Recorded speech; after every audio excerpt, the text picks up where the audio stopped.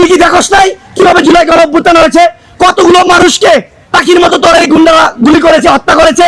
আইনজীবী ওই মডেল, সে হচ্ছে খুনি লীগের ব্যারিস্টার সুমনের রাতের রানী। আমাদের কাছে তথ্য আছে, এই খুনি লীগের এই পেটাত্তা, এই জান্ডার তুলপিয়া, সে আওয়ামী লীগের বিভিন্ন নেতাকর্মীদেরকে জামিনের জন্য সার্বক্ষণিক কাজ করছে। নেতা এবং কলামিস্ট, সে তার আইডি থেকে ফেসবুকে পোস্ট করেছে আবু সাইদ আমাদের জুলাই গণঅভ্যুত্থানের অগ্রনায়ক, যার নেতৃত্বে সারা বাংলাদেশে যাকে পাখির মতো গুলি করে হত্যা করেছিল, বুক পেতে দাঁড়িয়েছিল, সে আবু সাইদ ভাইকে বলছে সে নাকি নেশাগ্রস্ত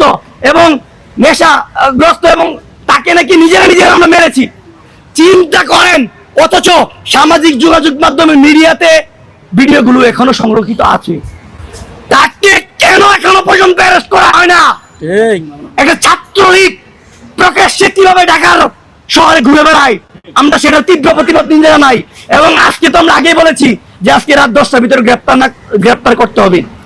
আমাদের চতুর্থ অভিযুক্ত আনিস আলমগীর, কথিত আওয়ামী লীগের সাংবাদিক, তিনি জেলখানায় ছিলেন। আপনারা দেখেছেন কিছুদিন আগে তিনি জামিনে এসেছেন, এখনো তার আইডি লিঙ্কগুলো আছে।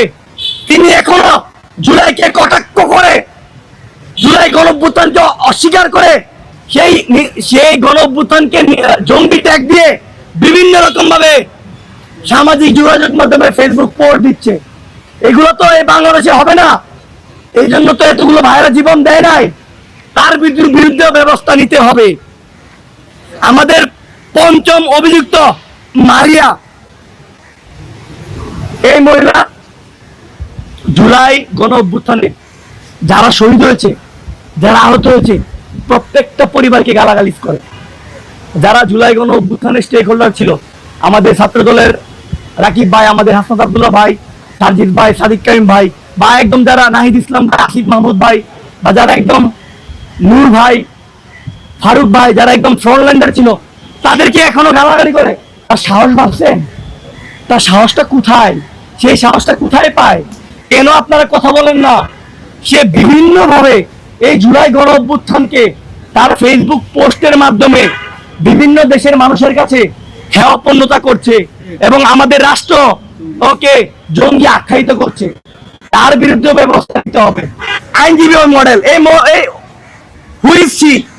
সে হচ্ছে খুনি লীগের ব্যারিস্টার সুমনের রাতের রানী এবং খারাপ একটা মহিলা, যে কিনা এখনো পর্যন্ত বলে আমরা মেহেরাফুল শাওনের পক্ষে আছি।